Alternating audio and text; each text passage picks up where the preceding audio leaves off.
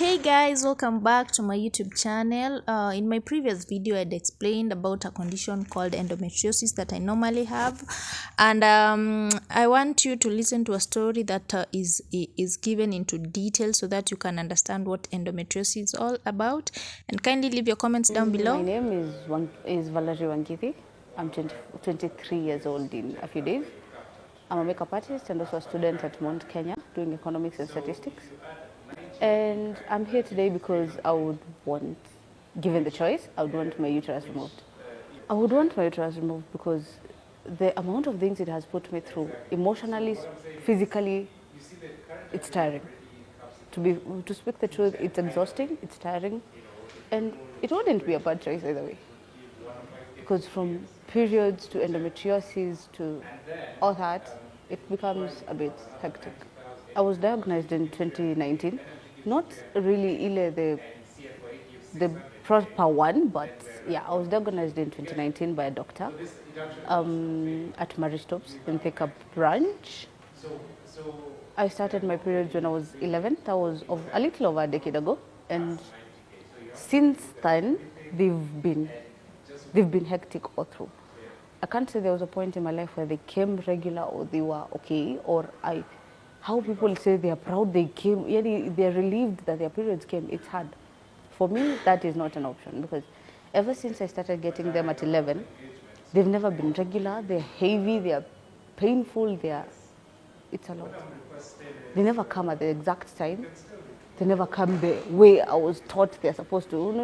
The basic science you were taught in high school or primary, that they're supposed to come for 3 or 4 days, minimal cramping, minimal flow, or rather maximum flow the first few days, and then it goes down. As for me, I can't say that because as for me, if I can tell you for fact, I don't get my periods regular. Ever since I was 11, when I got my first one, I was in class 7. That was 2011. And after that, I got them again, I think 7 months later.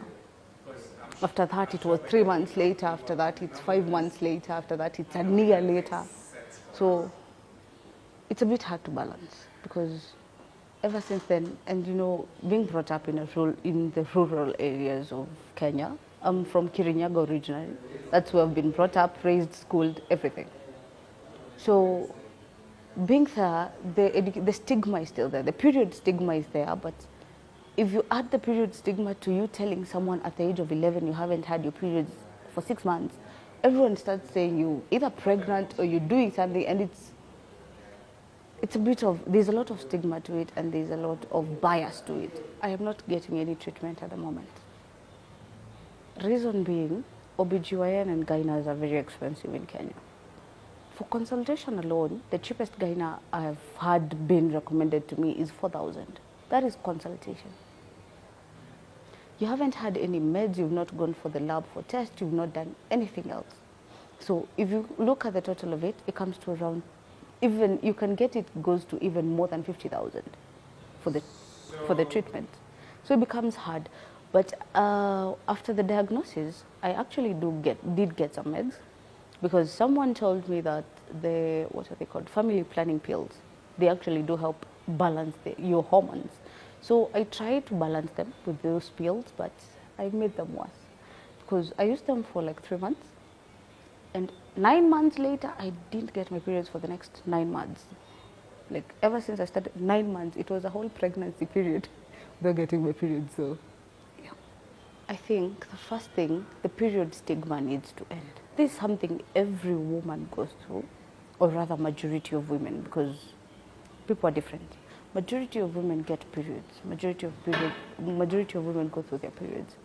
We need to stop the period stigma that people can't talk about menstrual periods without it being a ick subject. That is one thing that needs to end, so that the young girls can be able to confide in other people. Even if you don't have your parents like me, you can confide in someone and tell them what is going on. 2, I really, really think that women's sanitary pads should at least be at a pocket-friendly price, because not a lot of people can afford them. A lot of people can't afford them. and the other ways you have to deal with it, they are not really good ways. You understand? So I really think that is something that should be focused on. Number 3, I think people should have more knowledge about endometriosis and hormone imbalance and all that. Because for someone like me, I did my own research.